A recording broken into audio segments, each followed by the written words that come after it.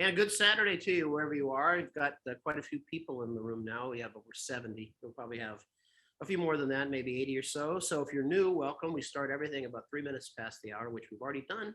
And today we're going to be talking about the Power Off 180 accuracy approach and landing. And it depends on what I'll call it because it's called different things in the Airplane Flying Handbook versus the ACS or PTS. So, but it's you'll know it, you know it when you see it. So it's not a really big deal. So, but sometimes I do that. So call it one thing or the other. So sometimes with slang, we'll call it a Power Off 180, right?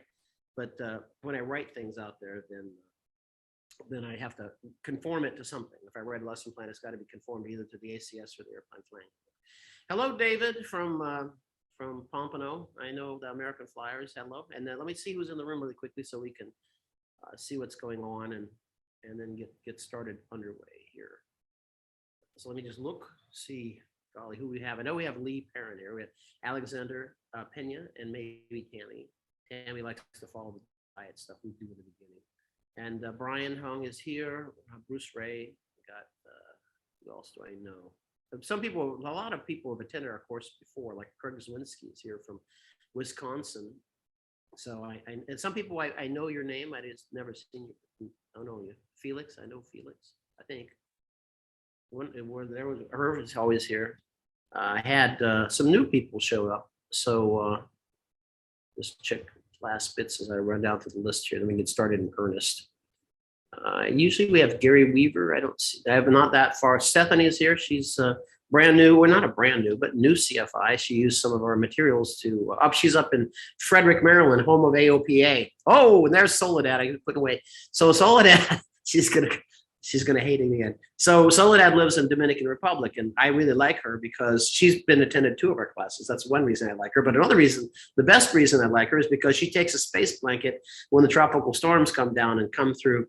They usually come very near or over the DR, the Hispaniola. And then she takes a space blanket and sort of deflects them away from Miami for us. So we're very, very happy about that.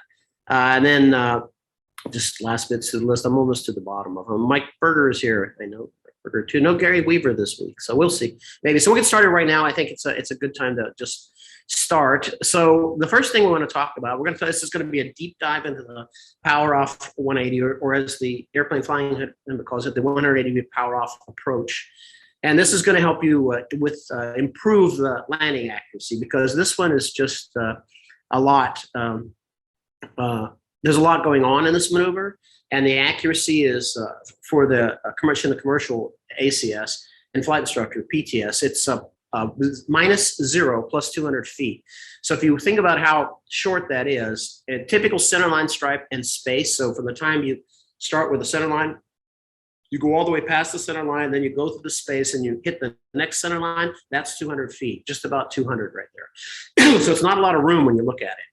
And so we want to do this, and we're going to do it specifically for the 172s, particularly the 172s with 30 degrees of flap. If you have 40 degrees of flap, it will be easier. So it could be easier, let's say that. So this is a big item that can, I guess, is like a fail point. You know, if you look at the things that people fail on a practical test, this would be in the category of a common, right?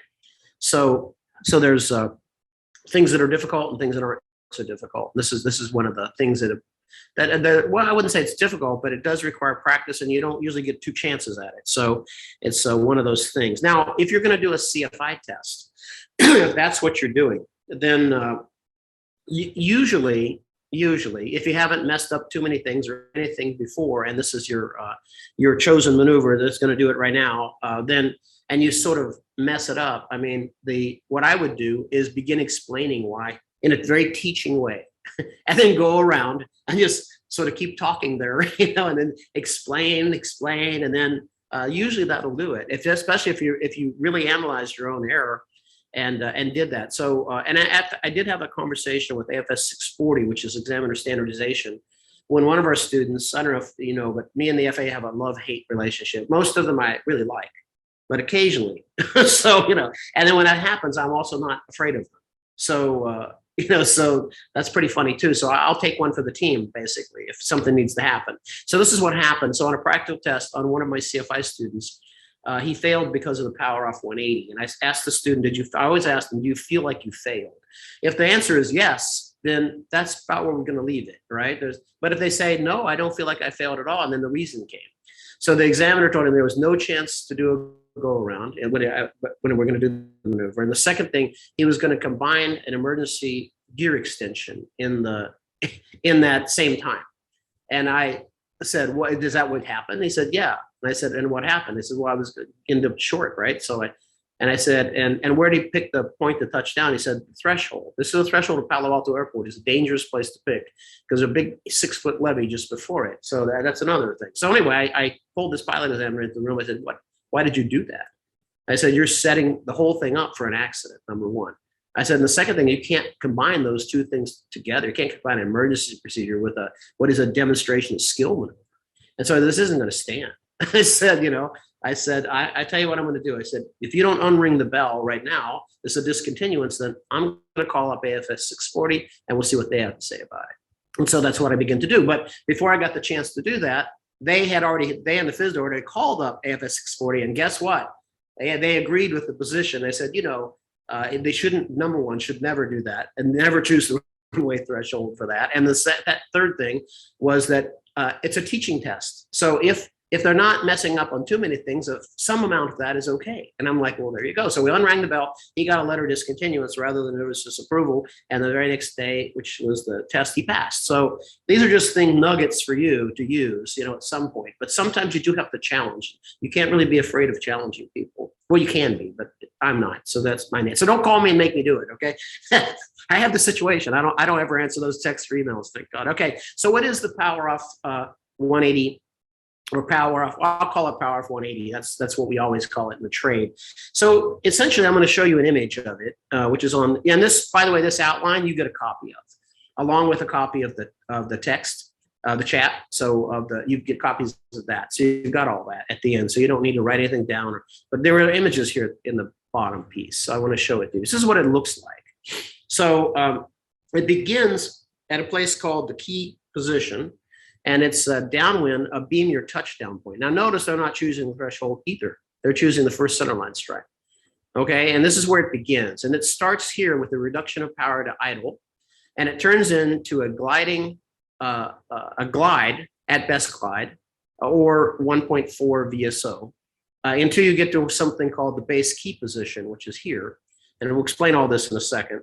And then from that point, it still is a glide. There's just making a decision here of something to do.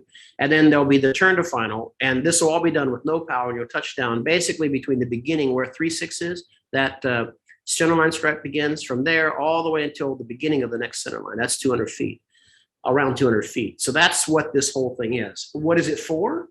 What's the purpose of it, right? Well, to torment people on practical tests would be the number one thing, but it does have a purpose.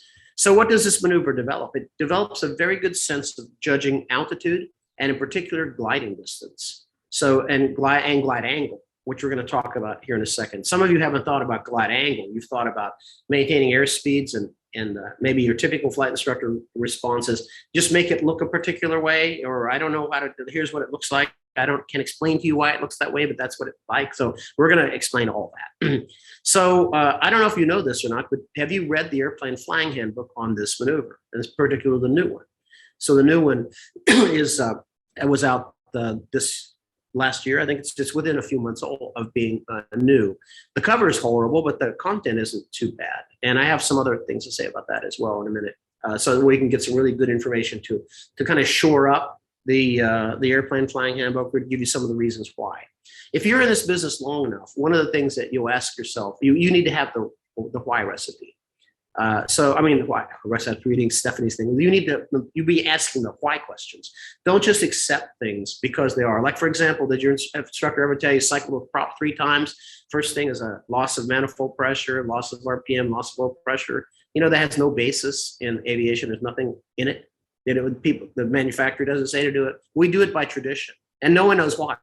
Well, they kind of say, Well, the reason the manifold pressure is going down is because the engine's quitting, right? The reason the RPM is going down because the engine is beginning to quit. You're lugging down the engine, and the oil pressure may or may not go down. So I don't know what you're looking for. I would rather see you check to see if it's governing. So set it at a particular RPM, 2,300 or so. Push the levers up and see, and then push it up and down past that a few inches and see if it governs. I'd rather have you do that.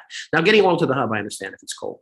So what I'm getting at in the airplane flying handbook here on this maneuver is: did you know there's something called a 90-degree power off approach in there? That's prior to just one section prior to the power off 180. And if you didn't know and all you read was the power off 180 section, you missed some things, because the power off 90 is prerequisite to the power off 180. We just aren't teaching it. Why? Because people aren't testing it. If you don't test it, they won't teach it. Basically is what we end up with a lot. We end up with a lot of people who are students who really don't get the benefit of really, really good instruction and really comprehensive instruction, because we're just teaching what's going to be on the test, right?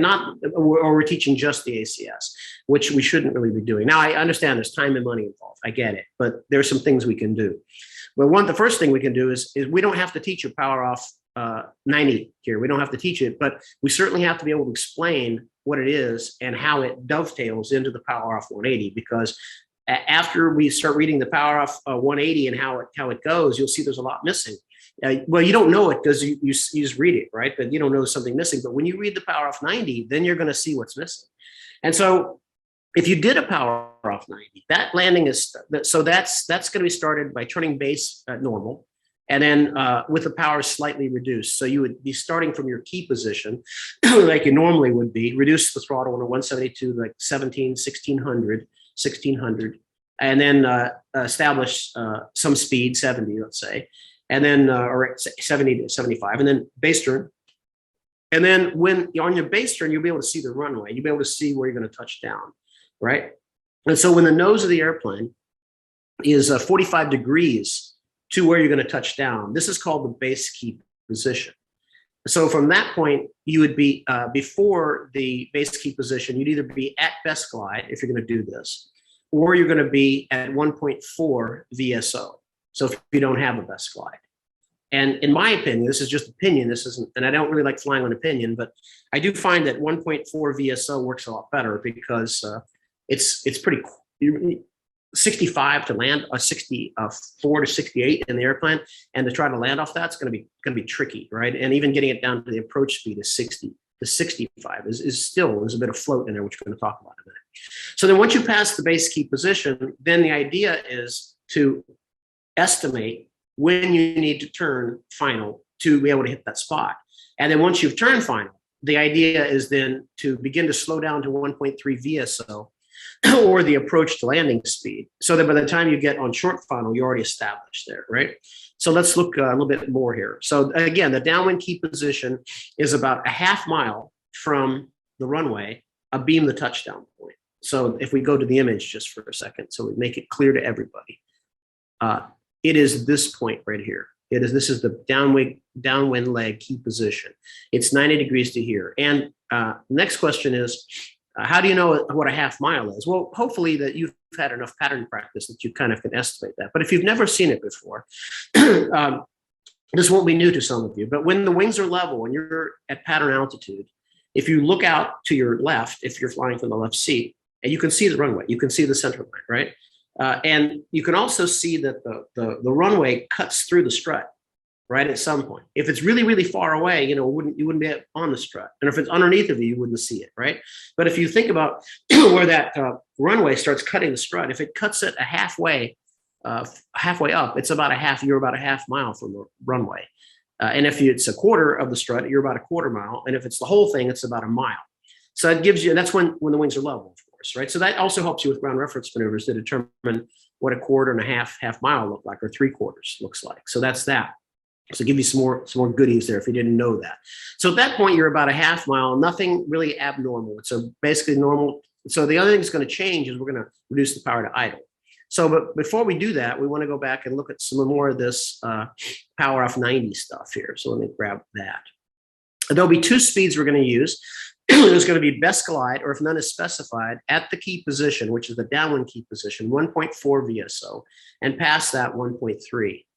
Now, Another thing that they bring out in the Power Off 90, which they don't talk about in the Power Off 180, is if you're slightly above best glide speed, raising the nose will decrease the glide angle, and that will lower the airspeed as well. But it will actually decrease the glide angle when pitching up, right? And if you're below VG, then raising the glide. No, wait. So if you're above, raising the nose will decrease the glide angle, right? So you won't be gliding as steep.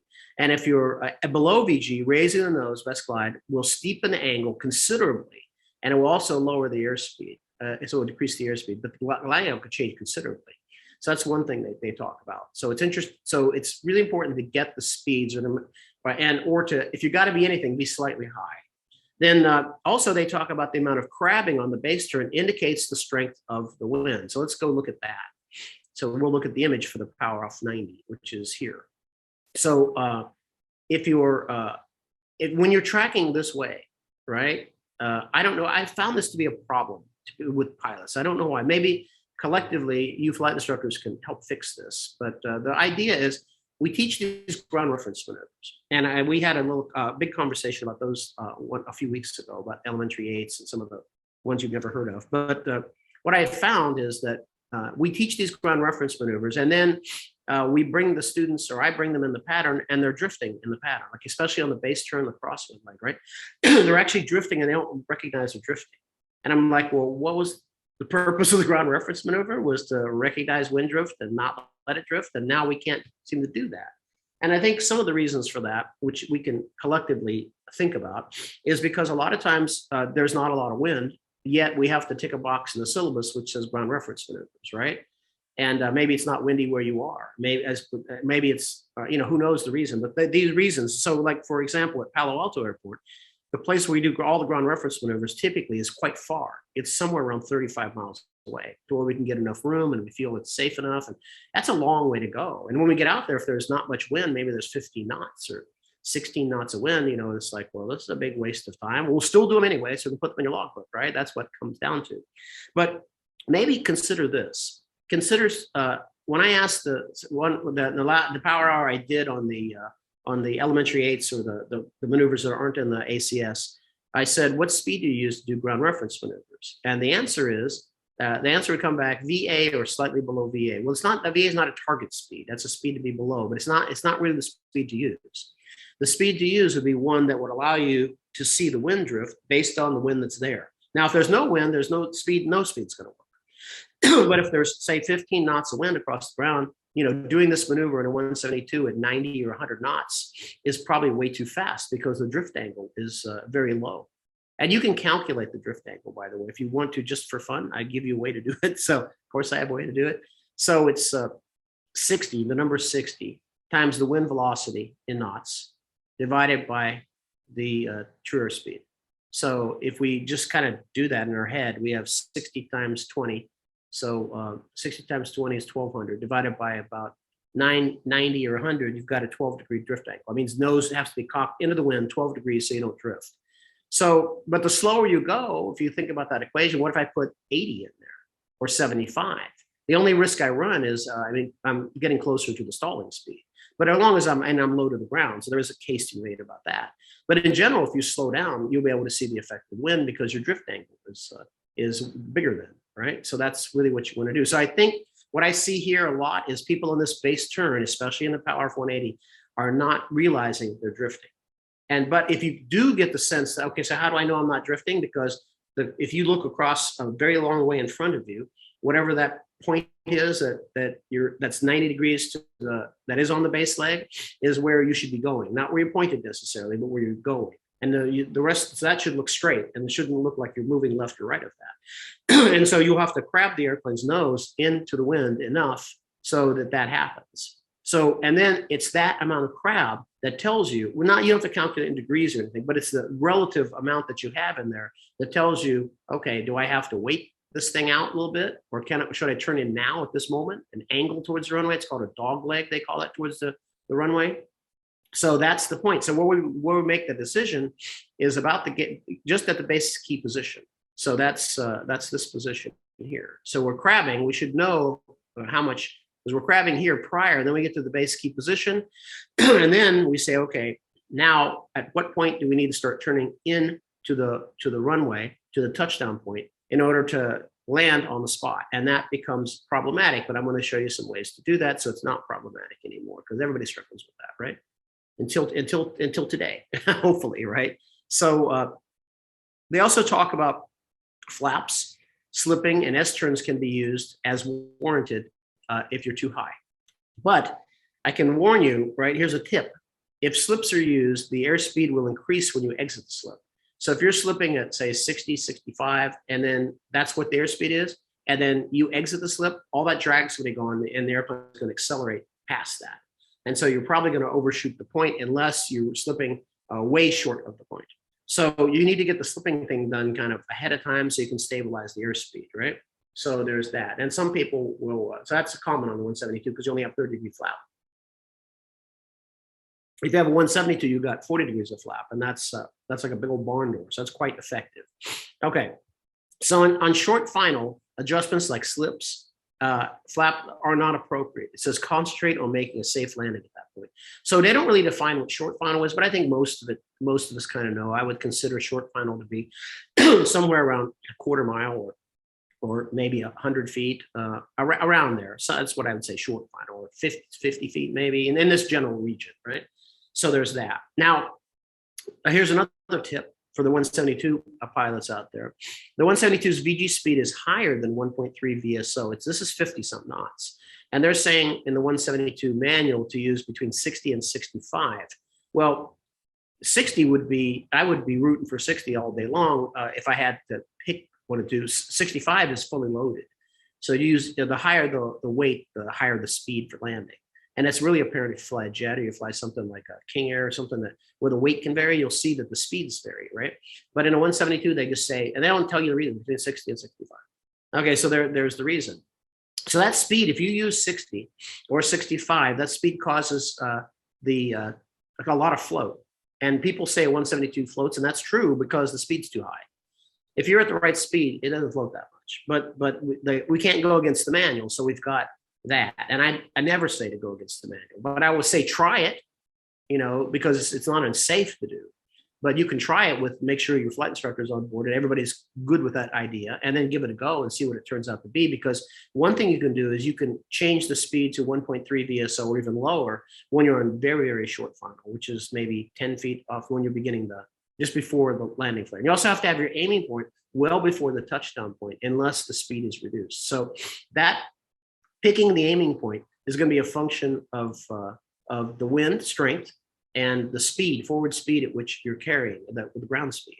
So, and then listen to this, about every knot over the speed to use that we should use will cause about 100 feet longer distance. So every knot eats up about 100 feet of runway. So you can only be 2 knots over fast or thereabouts, say 2, 3, and you're going to go past the point.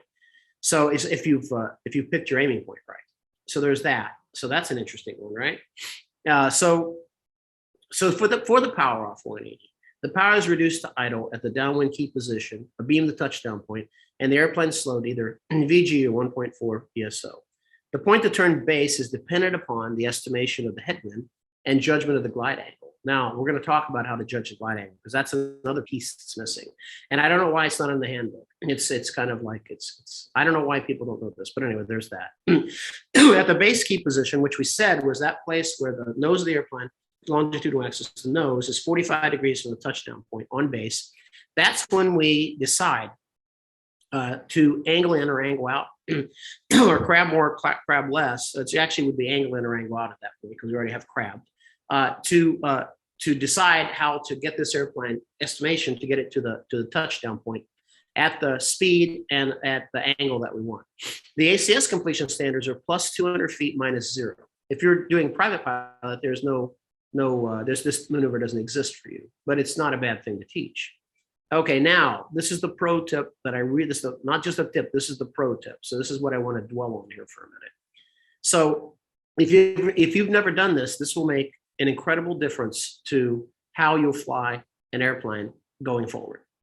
It will allow you to estimate the glide angle of the airplane and see if it's possible for the airplane to arrive at a point on speed within, and not be too high or too low. And this is very simple to do. So I'm going to show you how to do it. We did have a power hour called Flying Visually, which I discussed this about, but I will recap it here. And for those of you who didn't get a chance to see that, I really want to bring this out to you. It's too bad we don't have one more visitor. Someone called somebody up. We got 99 people in the room, so that's fun. Call somebody. I'm kidding you. So this is how we're going to determine the maximum minimum glide angles for your airplane. So let me tell it to you first, so you don't read this, right? So if you read it and I talk to you, that's a faux pas. In fact, I violate the very thing I say never to do. Don't put text.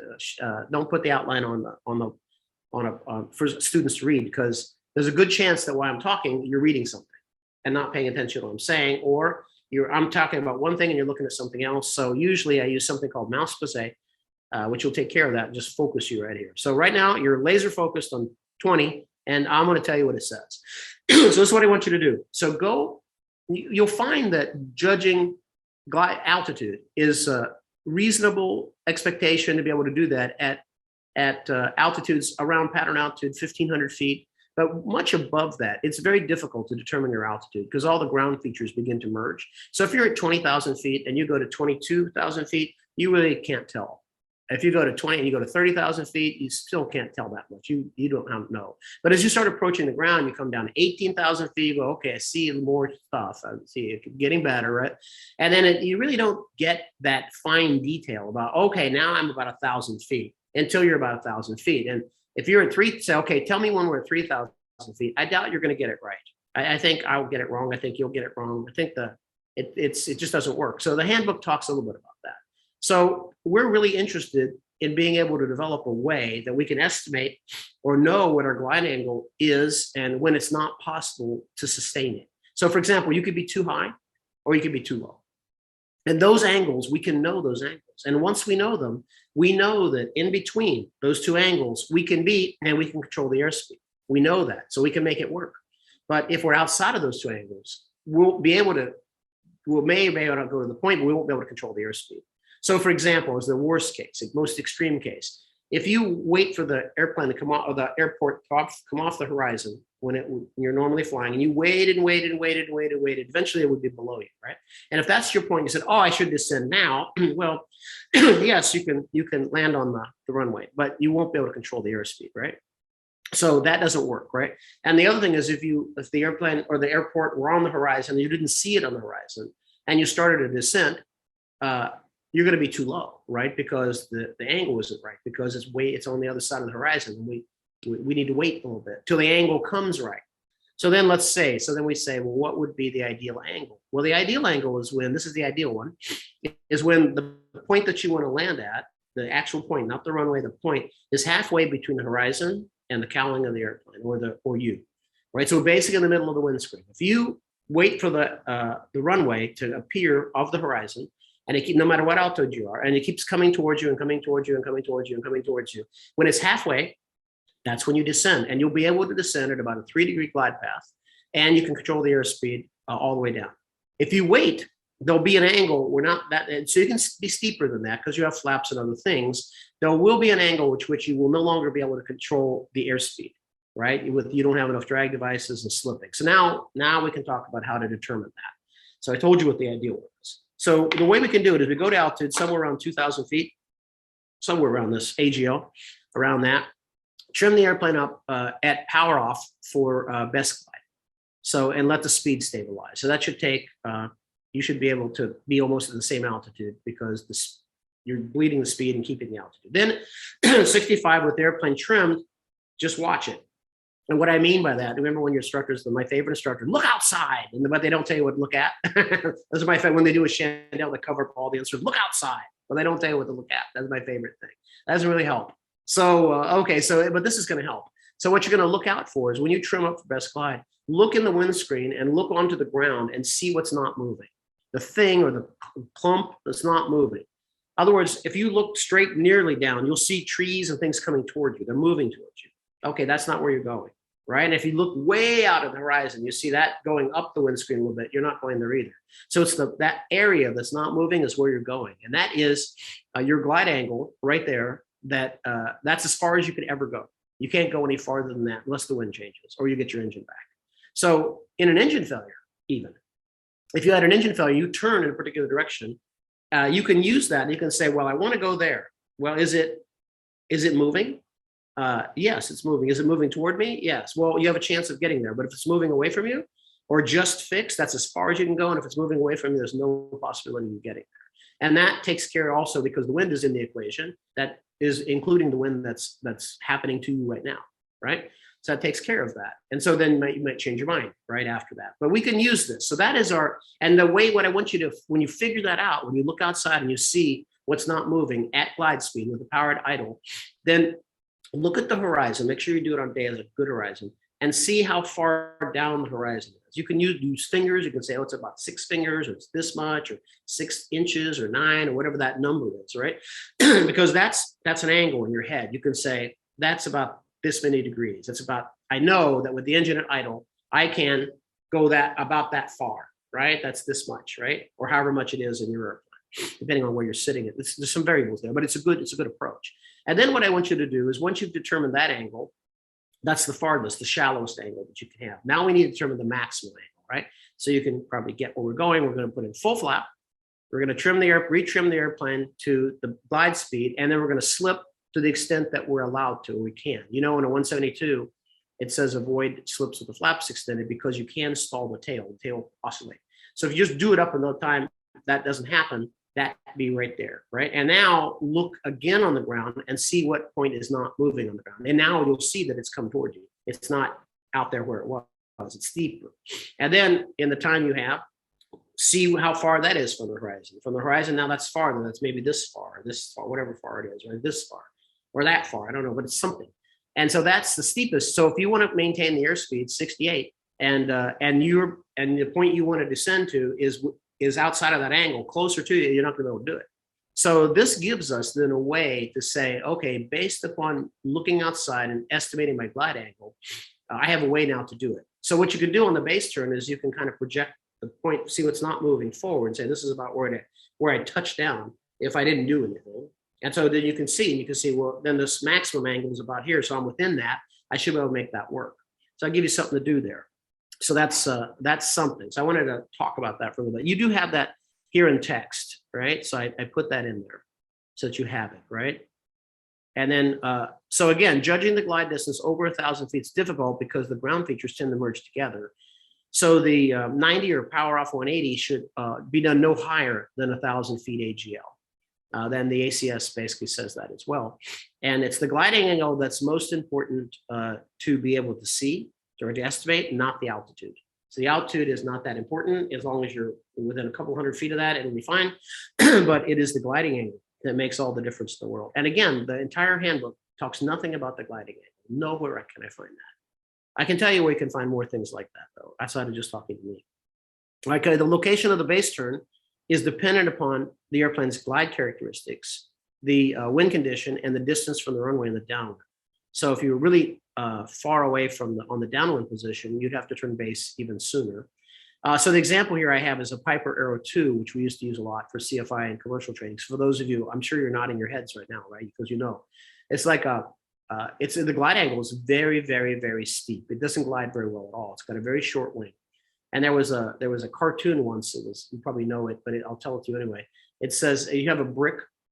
It says to determine glide angle. You know, the storm door where the window is on the arrow. It says take the brick, drop it, and then follow the brick. That's the glide angle, right? And it's kind of like that. So, for example, we would have to turn. We had an 800-foot pattern at Palo Alto. We would turn within not even a 16th of a very soon after the beam, the touchdown point. We had to turn almost immediately if there was wind. And then we delayed putting the gear down until halfway through the base turn, which I thought was a bit crazy, but you know, what can you do, right? Because you don't want to have like all that going on if you can help it. So so it depends on the glide angle of your airplane as to where you'll do this. And each airplane will be different. And even if it's weighed differently, it will be different. If it's heavier one day because you put a lot of people in or didn't. So those are things to consider in comprehensive training, right? And another pro tip, if you're doing this, please stop doing it. Don't use ground features or time to determine when to turn the base leg, because the whole the whole purpose of this maneuver is if you do have an engine failure, it's to get you to be able to get down to the ground at a specific place. Because sometimes a field can be a good place, but there can be parts of the field that aren't so good, that have posts or something in it. And there's one part of the field that looks like that'll work. And you can use this glide angle thing and do basically a power off 180 around it if you have that time that will allow you to get there. So if you're using a feature across the ground, turn at the golf course right there, turn at this thing, then you're really robbing the student of that training, right? They're just learning how to do it for the test, right? And if you like teaching to a test, I guess that's your thing, but I don't like it. So anyway, and don't use time, 3 seconds, 1, 2, 3, use the conditions, right? Make sure the student knows how to estimate the conditions and then improve that, because that will not change if we don't, if we just teach ground features. So there's that. Another pro tip. This one's in no book, but I'll tell you where it comes from after I tell it to you. It's easier to see and to sense how the airplane is drifting when you're turning. By looking at the aiming point while you're turning, you can tell if you need to increase the turn rate because the drift is more apparent at that point. So so during the First World War, no, I wasn't around for that, or the second one either. Don't go there. Or I was for that. Okay, Vietnam. Not Korea. So anyway, what I'm saying is during the First World War, they lost an awful lot of airplanes because of training, right? So the training was, are you ready? It was 3 to 6 hours. That was it. And then but had all circular fields, so don't have to worry about the crosswind. And they need people to bomb, or drop machine guns and drop things. So that's basically what it come down to. And the engines were horribly unreliable as our standards go. So the combination of poor training and then not very reliable engines mean when an engine quit, chances are the pilot was not going to have a successful outcome. And so during the Second World War, what they did was the UK had developed air exercises, a systematic way to teach flying. And it was air exercises 1 through 19, which exist to this day. And they say, we're going to teach things in a very specific way. And we'll standardize everything. So everybody in the nation, what is flight instructor use, is going to do this, right? And then you can just write in the logbook, air exercise 6, and everybody will know that straight level flight. And everybody will also know that you did it exactly like anybody else would have done it in that. And so they have one for forced landings. And they determined that using a rectangular pattern was around a field wasn't as advantageous as turning, because they were finding that pilots could see the effect of drift way more when they were turning. And so then they could increase the turn rate or decrease the turn rate while turning. And that gave them the ability to get to that point with a lot more surety and not end up short. And by the way, most of these pilots were landing too long because they're afraid of landing short. And then when they overshot, they were at full on speed, right? So whatever room they had left, or if there was a wall at the end of it, or whatever fence, that was pretty much what they're going to hit. So you can tell. So try that. Try getting, when you're at a non-towered airport, make sure, of course, the pattern's not full. Know what else in it, and try. That's a turning approach all the way around, and see when there's wind, and see if you can't detect that you're drifting way better while you're turning. The estimation of how much crab is a lot harder to me than that is, right? I can really dial it. Now, it doesn't give you a very long final, so it will destabilize the approach a little bit. So you'll have to, well, it won't quite destabilize it, but it depends on how far you'll take it. But you can try that, and I think that will help you. Another pro tip. So this is another thing. I know you want to go try all these out as soon as we end up here today. But when you're on the base leg at the normal location, so what I want you to do is to extend the runway. So you can see the runway, right? When you're on the base leg, you can see it over there. And so I want you to extend that center line. Take the center line, all the center line stripes, and just keep making them go across the ground in front of you, where they would if they would have painted the grass or the ground in front of you, or the river, or whatever it is in front of you. And then compare on the base turn when you're set for the glide speed. See where the cowling of your 172 touches that line, the top of the cowl, where the propeller's at. If it's on the line, that's a no wind glide path. You're on glide path. You'll be on VASI when you turn final. If you turn when you're 45 degrees past, if you turn at the right spot. So basically, if you turn base when you're 45 degrees or slightly below that, when it's behind your shoulder, and you do that, you'll be able to tell if you're too high. Now, if the cowling is above that point, you're too high. And if it's below it, you're too low. So that is not using a ground feature, but you're using a way to estimate the glide path of the airplane. And that's something new. So let's look at So let's look at these images one more shot here. So read the power off 90. This is the plan the base leg for the wind conditions, right? So this would be a turn you'd have to make if you suspected the wind was sufficiently really strong. And this would be a medium wind, and this would be not so much wind. So your base position where you're going to turn base will vary depending upon the strength of the wind. And then when you're on the base turn, the amount of crab you have helps you really determine the strength of the wind and when you have to leave the base key position. Where's the base key position? The base key position is when you're here, and the angle between the nose of the airplane and the runway is 45 degrees. That's where it is. So before that, you'd be at 1.4 VSO. And then when you start turning final, you will start to slow down to, or wherever your dog leg is about that, you'll start turning at 1.3 VSO. Or we have to say, just to be clear, the Cessna says between 60 and 65. So if it's you and your instructor, use 60. For fun, try that 1.3 VSO speed out with a flight instructor next to you, so that you don't want to get too slow. As we said, that is way behind the backside of the power curve, and you don't want to do anything weird like stretch a glide or anything like that. All right, and then as we go forward, then we put it all together, and then you're left with the power off 180, and hopefully that gives you a lot of good stuff in there. Then I want to look at the chats, because a lot of times you guys have some very interesting things to say. I'm working, by the way, whoever suggested it, I don't remember, was doing an energy management power hour, and we're definitely going to do that. No, prime rib recipe. Okay, let's see who else I've got in here. So Mr. Chang, Ms. Chang says, hey, Mike, thanks for everything done. Okay. Passed this double I initial 2 weeks ago. Yay, a lot of topics in the power hour help you. That's good. Okay, that's all right. So, okay, working on CFI add-on now. Well, good. There you go. Okay, there you go. Tammy, oh, good. I'm glad you want to apply this slide. It will be out very soon. There's not a lot to do there. I just need to disclaim it and rewrite a few things. I just wanted to basically say, this is what worked for me. It may or may not work for you. Follow it if you want to. That's basically it, right? Okay, it says, Harold says, on this CFI check ride, the DP asked for a power off 180 to a spot on a simulated soft field with a 20 knot, crosswind. He says, I was dumb enough to try and busted it. Well, don't do that, right? I remember there was an old TV show from ages ago. It was called Hee Haw. And then if you remember it, some of you, we can look it up. It's fun to do. And so there was a doctor in there, and always the doctor said, Doc, it hurts when I do that. He said, well, then don't do that, right? The same kind of idea. Okay, for those of you joining late. Oh, that's the syllabus there. Let's see.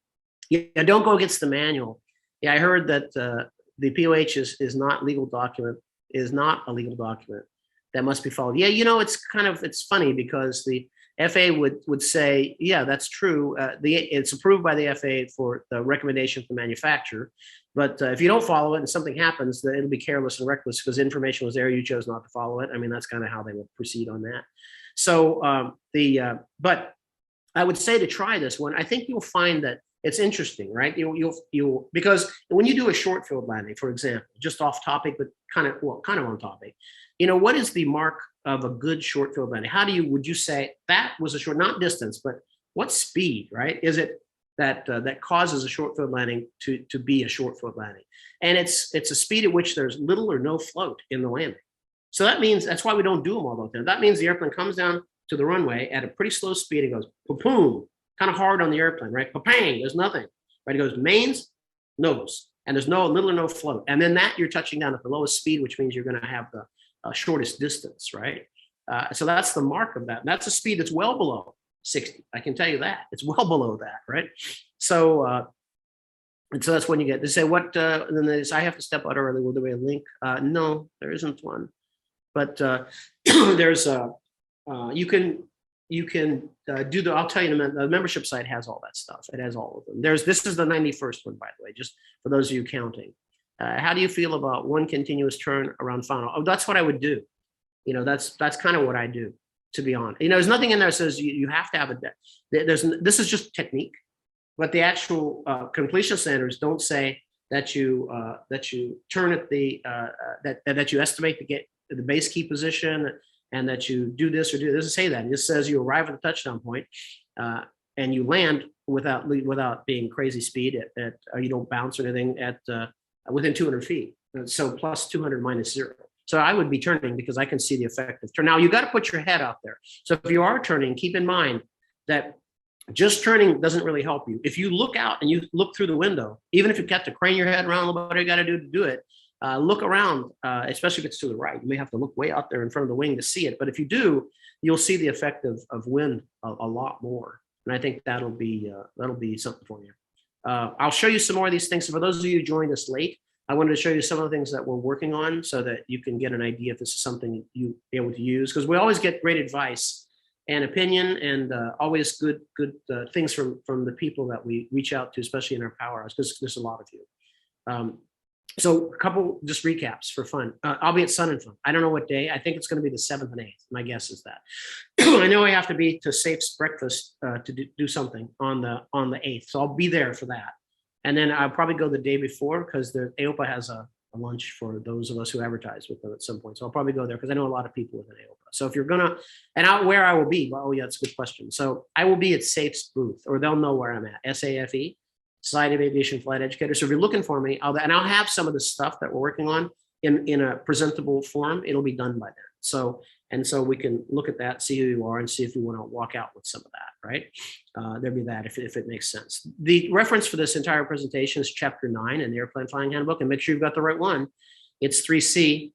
It's not 3B. So 3B is still in print. You can find those printed, but 3C, I don't know if they're in print yet. But you go to the FAA's website and look for the Airplane Flying Handbook and make sure you get that, right? You get that. So that's for that. And then I want to show you some of these. 3C's in print. Okay, Lee, thanks for that. Well, I'll show you what this is done. So this is our flight instructor lesson plans. Those are finished now. I'll be adding some more to those in the next 6 months or so. The next power hours will be Safe. It's going to be called Safe Spot, and where we allow Safe to come in and talk about what they want. It'll be something around CFI centric stuff about either technique or something. But it's always good. Then on the 18th, I'm going to show you how to study for the FOI oral exam. If you're fearing about that, I give you some very concrete things to do there. Or this may change if we have this may change, but for right now, this is what it is. And then on the 25th, Gary Reeves, who's the Gary GPS Reeves, guy in the pink shirt, who knows more about instrument flying than anybody I know, who makes 200 grand a year, teaching people to use their avionics in their airplane, right? He flies around and has a fixed price for 3-4 days, whatever it is. And he knows a lot. He's going to be speaking at Sun and Fun as well. I will be next year, as well as next year's Oshkosh. I'll be speaking there on some forums. That'll be fun. So anyway, there'll be that. Those are the two coming up. And then if you don't know, I keep harping on you to do it, but join our membership site because it's free. It has some of the power hours and all. Those are free private ground school that somebody can use. There's weekly short subject videos. And if you do the whopping $9, you get all the power hours along with all the other stuff that we do. And you can look at that. You don't have to make a decision. Lee says, maybe ask Gary to talk about how to teach someone to use a G1000. Yeah, he'd be the right guy for that. I'll suggest something like that to him. He's got some things he likes. He does autopilot stuff, and he's got a whole segment on. I didn't think he could talk 40 minutes about an autopilot, but he can. So yes, he can.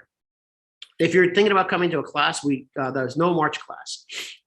So the April, we have Opelika. There's I think 5 in that class now. 2 live stream spots. That will probably fill up. And then May, it's going to be at Opelika. And then I think we will change one to Palo Alto here. So one of these will be Palo Alto. And these are the instrument flight instructor courses. And you'll get a copy of this anyway.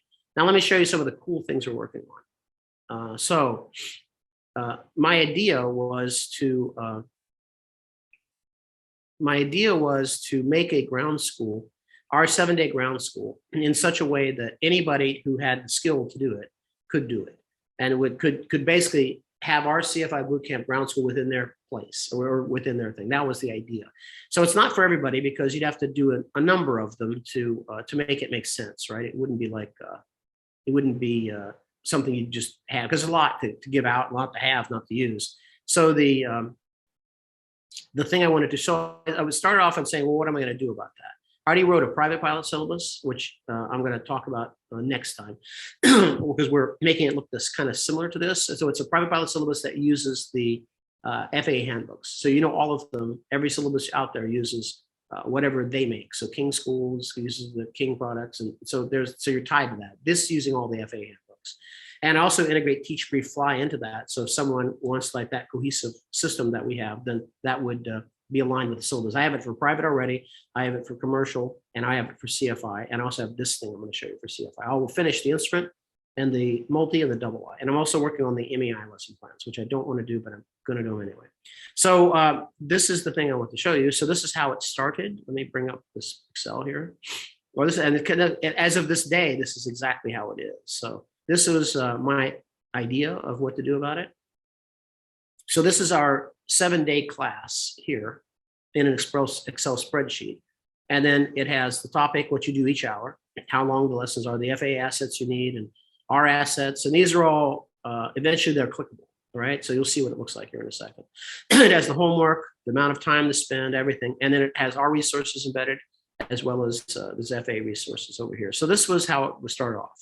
And I said, well, I want it to be user-friendly. So I start off with saying, well, can I just have it so it opens this thing when I click the cell? And that can be done. So that's good. But then they had a better idea. So I want to show you the better idea, which I think you may like, or I like it. So it's not going to look, this is a mock-up. So it's non-functional, but it's just concept. And the colors will be different. Everything will be different. So this is currently, open this thing. What the mock-up looks like. Let me move the zoom control out the way for a second.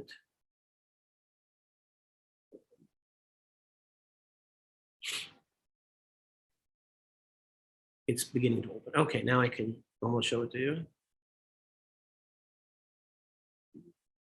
Start. Here it is. Okay, now let me get the share going. So if you had this course and you were teaching it, what you would see is something like this. So instead of seeing the spreadsheet, you're going to see something with day 1, day 2, day 3, day 4. If you click that, day 1, it'll be cleaner than this. You'll see hour 1. This is the title. Here's the lesson plan for it, which will automatically open it when you click it. This is the asset. If there's one of our custom assets or an FA asset you need, you click on that. It will play all within the PowerPoint. So you don't have to leave PowerPoint or go to a website. It's all embedded in everything's embedded. The only thing this won't do is allow you to track a student like time. But we don't need to do that in the ground school, because you can just track attendance if you want. So we don't. So this won't work for us for the syllabus, probably for the private commercial instrument, but it works here. And so then you can click on if you want to do day 2, day 3, or whatever it is. This is how it's going to look. So that's what we're working now. For those of you, also I finished. I think I told most of you the Pilot's Diet. It's a book I wrote about basically how to keep your medical to at least 65, we hope, right? And how to be healthier, right? I was really unhealthy, so now I'm not. I'm pretty fit and I'm okay, right?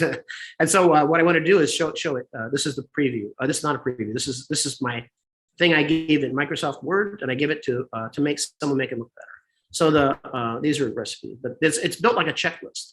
So basically, it tells you the structure of the diet, how it works, and you won't be hungry on it. I can guarantee you that if you follow this diet, you won't be hungry, and that's the #1 reason it works.